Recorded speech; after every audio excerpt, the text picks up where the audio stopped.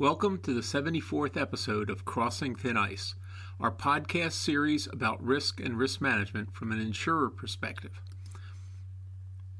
Today's podcast is titled Muddling Through Financial and Geopolitical Headwinds. I'm Dave Ingram, and today, as always, I'm joined by Max Rudolph. Today we will provide a look at the major challenges we think will dominate 2026. Rather than providing simple answers, today's discussion adopts a systems thinking approach to analyzing the interconnected variables currently shaping our global landscape. The discussion will be structured around four critical pillars. First, current environmental and social pressures. This will be an exploration of the long-term stability of our physical world and the shifting demographic trends impacting the nation. Second, economic and financial risks. This will be a look at historical market parallels, the evolution of private credit, and the sustainability of current debt levels. Third, geopolitical and governmental concerns, an analysis of the fragility of the global trade blocs and the impact of domestic policy shifts on American soft power. And finally, artificial intelligence, risks and benefits. A deep dive into the inflection bubble of AI, weighing its transformative potential against the systemic risks of work slop and job displacement. Nothing in today's talk is investment advice. We hope to challenge you, the audience, to move beyond isolated headlines and consider how these forces interact to create either a path towards resilience or a drift towards crisis. Let's get started.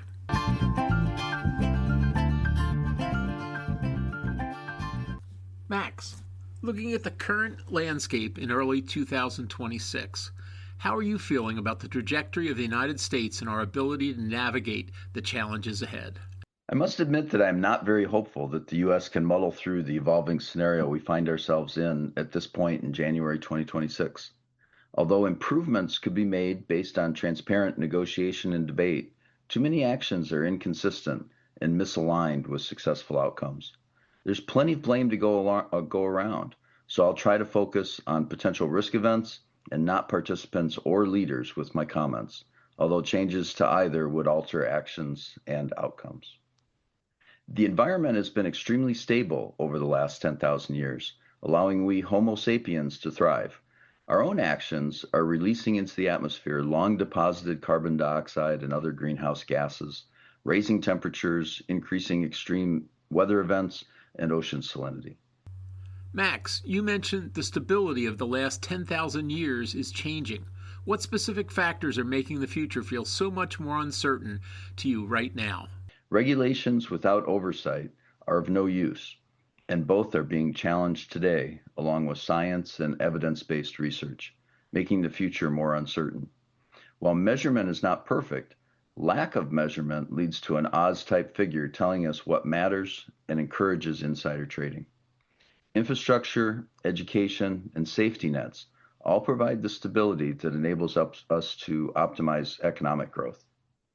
Lessened consumer protection and loss of Fed independence would make it harder to plan.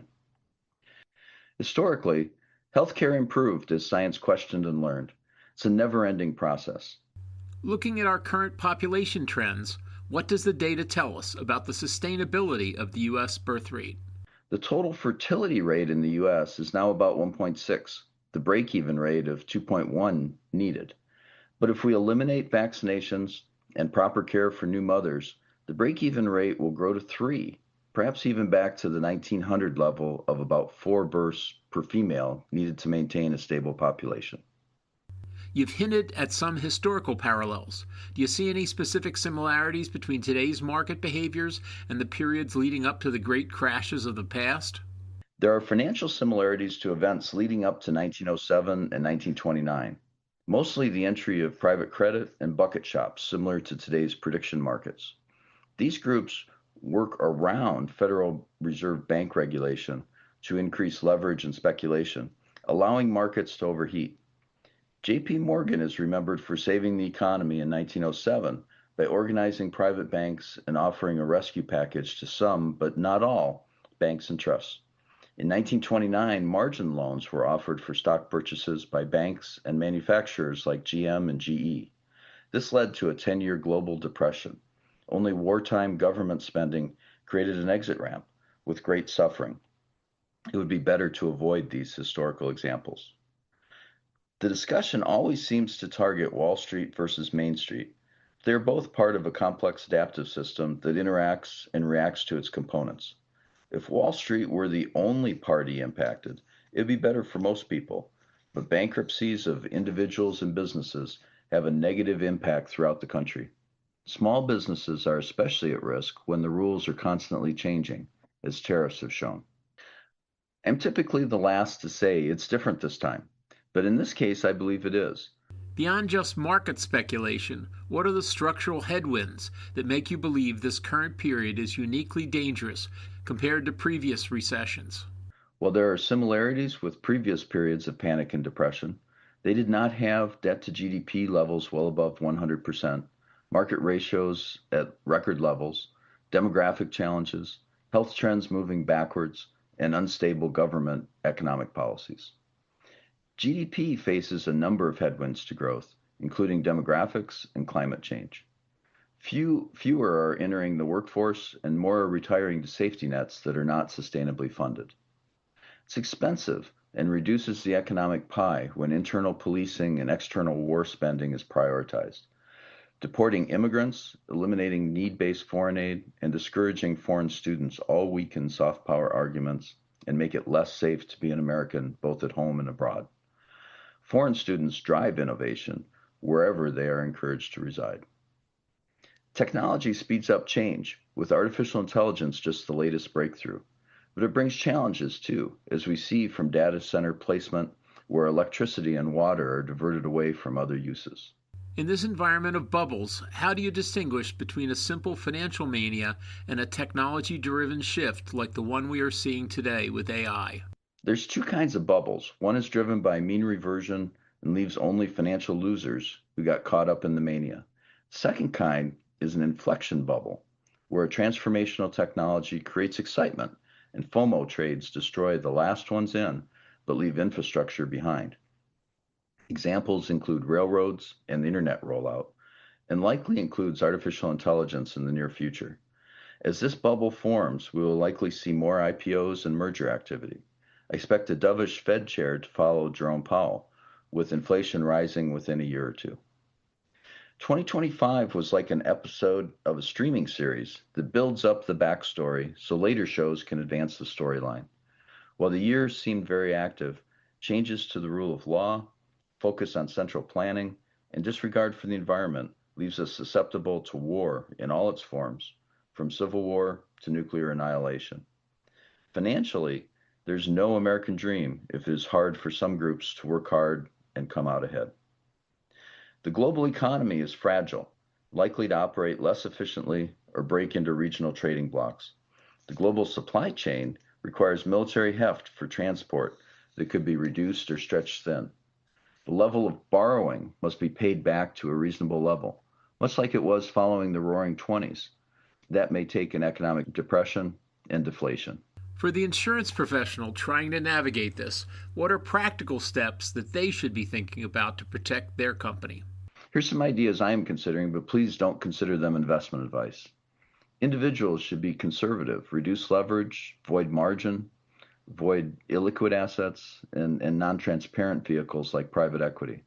While holding cash in excess of $350 billion like Berkshire Hathaway may seem like a lot, I expect in the next few years there will be quite a few private market players and other companies who become overextended as loans roll over at higher rates and have to sell lines of business for pennies on the dollar. Insurers should manage their duration mismatch closely. This means avoiding large ALM mismatches and being realistic about illiquid valuations. But more importantly, there is a pricing change that I think is necessary. If asset assumptions are unstable after, let's say, 20 years due to climate and demographics, why are we pricing liabilities across 50-year or longer time horizons? The combination of guarantee associations and private credit could make this an industry systemic event. Perhaps move back to participating policies if you want to do pension risk transfer product or long-term care. And definitely, these types of products should not allow excess earnings to be siphoned off to asset managers. Don't fall into the trap of pension defined benefit products where outperformance and underperformance are assumed to just disappear. Anyone involved in financial markets, but especially risk managers, should review history, looking for similar environments and look for actions that were taken, which worked, which didn't, and which had improvements suggested following a debrief. This was done following the 2008 financial crisis, but unfortunately was not completed following the COVID pandemic. Some obvious learnings have already been forgotten, as they were following the 1918 H1N1 pandemic. The next bursting bubble will shine a light on Madoff-type Ponzi schemes that have been building for 15 years. A healthy economic system needs to cleanse itself periodically using creative destruction. I worry about healthcare. It's expensive and starting to resemble distributions of wealth. I'm close to 65, so not yet eligible for Medicare, so I had to use the marketplace. My unsubsidized premium for one generally healthy person went up 25% and was already north of $1,000 per month. Losing the mandate mattered. If you have a salaried job, are rich, or are over 65, you're all set. If you work in a small business, or are the younger spouse of someone on Medicare, or not poor enough to be on Medicaid, this is all too complicated and unfair. I wrote a letter during the Clinton era attempt to reinvent healthcare, and I think it would still work today.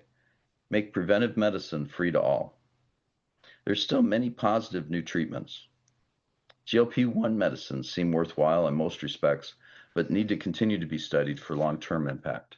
As we look toward the immediate future of 2026, what specific catalysts or risk event are you watching that could shift the current global vibe entirely?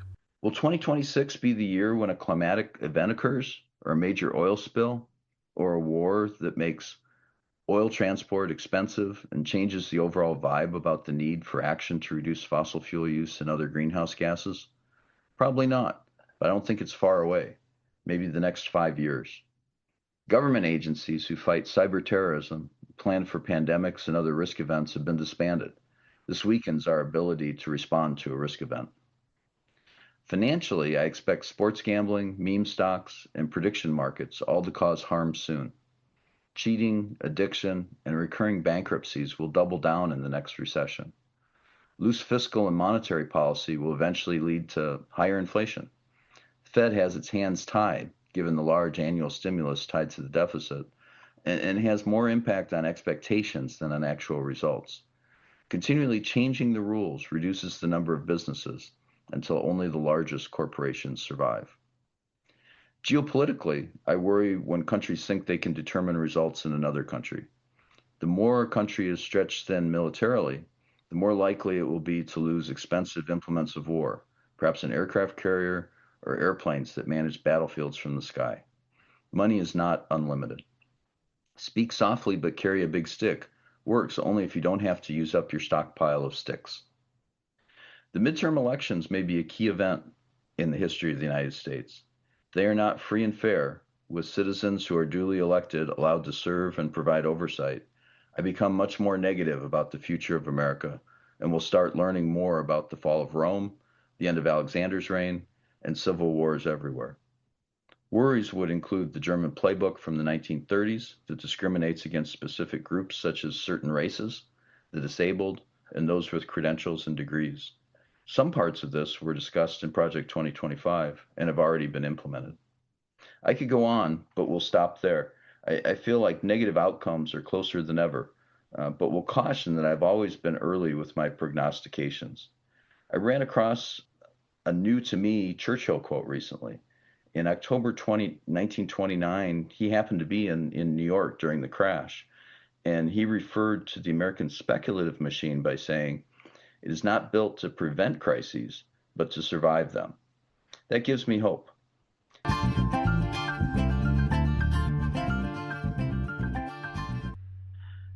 Dave, I mentioned that technology speeds up change, particularly from artificial intelligence. What are the primary societal risks we're seeing in 2026?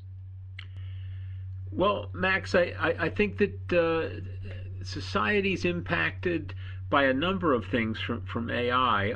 The biggest one that people talk about is jobs. That there's just a huge amount of uncertainty that people have around how AI is going to impact their job.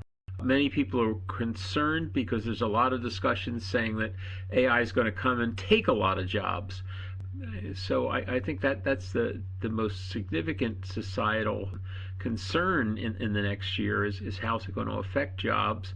But I think there's other things as well. The adoption of AI and the places where a lot of the newer jobs that come about because of AI are not going to be distributed evenly around the country or around the world. So there's going to be some winners and some losers in this transition. That AI may be taking away work everywhere, but it may be adding work in just a few places.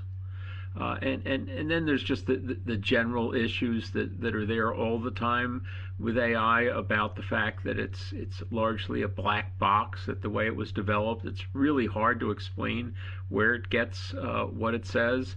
Because of the way it was trained and built, it just amplifies prior issues, biases.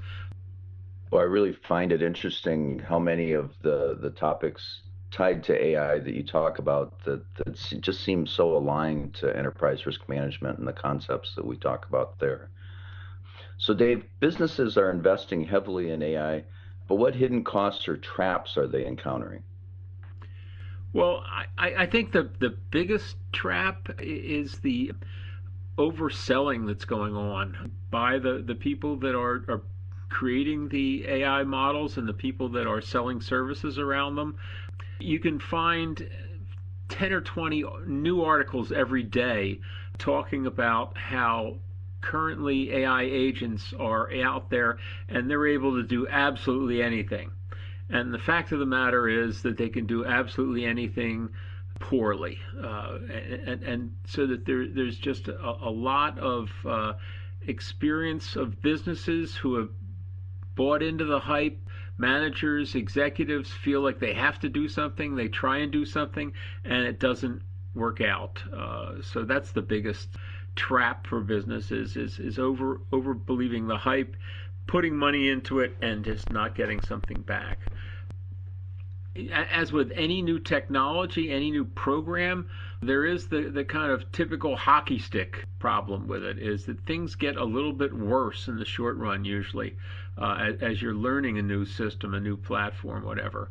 With AI, there's a potential for even bigger disconnects between how AI works and what it does. Handing something off to AI is not the same as handing it off to a well-trained individual, a person, because AI is just not able to extrapolate to what in AI terms is called an edge case, an unusual happening, the way a human can.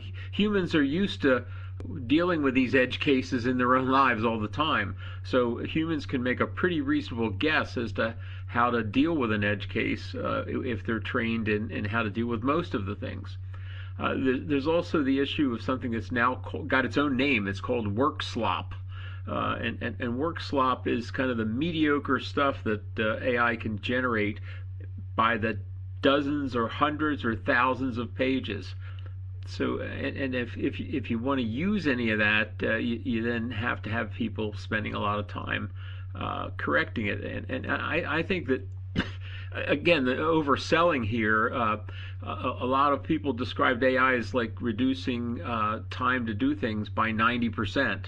And if you do that, you get AI to do the work and you reduce it by 90%. What you get for the work instead is this work slop stuff. And so what you have to do is you have to spend a lot of time reviewing and correcting it. And I think that the maximum reduction you're going to get because of that is 30, 40, 50%. You're not going to get 90% ever. It's just not going to be that way. You should characterize AI as a new trainee that you have that has zero real world experience. and they're not going to get any real world experience anytime soon. They have a lot of things that they can do well, but there's a lot of things that they're going to need a hand with. Yeah, even 30% would be a material impact on the workflow at most jobs. It's important to be thinking about this. And you've also given me a new favorite term, work slop. I'm gonna have to use that in a sentence 3 times today, I think. Since the people listening to these podcasts are individuals, let's move to a personal level. How is artificial intelligence affecting the average worker's daily life, including their mental health? Well, I already mentioned the issue of sort of the tension that people are feeling over that issue of is their job going to change? Is their job going to be taken away by AI? And that's going to be there. But I think the other big issue that we're hearing a lot about is the issue of the potential for decreased employment opportunities for entry level workers. Another term for that is the sawed off ladder. It seems like because AI doesn't have experience, the place where it could come in and do the work is the work of the people that don't have experience. So that's executives are feeling compelled they have to find some work for AI that they're going to give it the entry level work. That's really short sighted, and I think that the companies that are following that as a really key way of approaching things may have problems in the long run. Maybe they'll be able to poach people as they need them. It's always been true that businesses would like to get a lot more of those people that have 5 years experience. Because that's kind of a sweet spot. You don't have to pay them a lot, but they know enough to do a lot of good work. So, and then the other individual level thing is as people are using AI more, we see studies showing us that there is a clear skill erosion going on, that people are becoming less capable because they are relying on AI too much. And so that there is a loss there of foundational skills that people need. Yeah, I think that sawed-off ladder really describes well what the risk is there. It may be that it makes those internships, while you're studying, whether in college or even maybe in high school, become more and more important. Dave, some have expressed concerns about the economic pie shrinking. Is there evidence that AI is actually helping to level up the workforce? I'm not sure that there's evidence of that yet. I think there's potential for that. If we redefine what we want people to know and be able to do to enter the workforce, I think we'll fix that sawed off ladder issue. Because if you say that AI is going to be bringing the sort of body of knowledge kind of stuff you're expecting the educational programs to bring, and the people have to bring the human experiences, have to bring the human judgment, the human creativity, and so on to the work. That will be the thing that will make sense as we develop this. The idea of AI destroying a lot of jobs, that may happen. Every technological wave has gotten rid of a number of jobs. All the people that used to work in typing pools stopped having jobs 5 or 10 years after PCs were introduced because everybody started doing their own typing. There's a lot of talk about a lot of new jobs that will be created. They won't be for the same kind of people, though, so there's a huge training issue exists here. We need to deal with that mismatch between the skills that people have and the skills that are needed in the future. And there's a couple of really important roles to getting this whole AI revolution to happen that don't have enough people that know how to do the steps there. So I think, as I said at the outset, AI has this potential, but it needs some work. I think back in 1900, at the turn of that century, about 25% of all workers were dealing with horses. So we've certainly gone through these cycles before, and it does take time, but eventually we work through it. Moving to a different topic, for a business owner, What are the most tangible wins when implementing AI today? Well, in theory, AI is promising huge efficiency gains. We're not seeing that in terms of gigantic projects now, but we are seeing a lot of it at an individual level. There's a lot of the things that the large language models can do that help with personal productivity. You know, things like helping people to read, well, not read, to get information out of large documents, helping people to write things in a hurry, a number of other personal assistant kind of things, helping with scheduling, email responses, and so on. That's something that accrues to the business to some degree. Some of that efficiency gain accrues to the individual, where the individual, doesn't work as much time outside the office because they get more done during the day. Well, Dave, finally, looking at the environment and infrastructure, can artificial intelligence help optimize these systems? Well, we hope so. It hasn't done that yet, but we keep talking about it. The idea of the technical phrase is grid optimization. The way that we use the electrical power grid has a lot to do with when we work and when we sleep. So AI can help with monitoring needs for the grid and helping distribute power so that we can use the power generation capacity we have more optimally. As we bring more and more storage devices into our grid, it can help to optimize their use as well. Looking at the whole picture, it seems we're at a unique crossroads in 2026. My concerns remain rooted in the speculative machine, the high debt, the erosion of our safety nets, demographic challenges, and the historical echoes from 1929 that suggest a period of creative destruction may be necessary to cleanse the system. However, our discussion of AI adds a critical layer to an inflection bubble. While I worry about policing and the loss of soft power, it's clear that AI is becoming the new infrastructure, driving medical breakthroughs like epilepsy detection and leveling up the productivity of our workforce. Yet we can't ignore the work slop and the 13% decline in entry-level roles that threaten the American dream. Ultimately, whether we're talking about the climate, the Fed, or artificial intelligence, we're dealing with a complex adaptive system. We can either use these tools to build the preventive medicine and grid optimizations to reduce fragility, or we can allow complexity to accelerate until the system breaks. As Churchill said, this machine isn't built to prevent crises, but to survive them, and our survival will depend on our choices. Will we prioritize long-term stability or short-term speculation? We should choose wisely.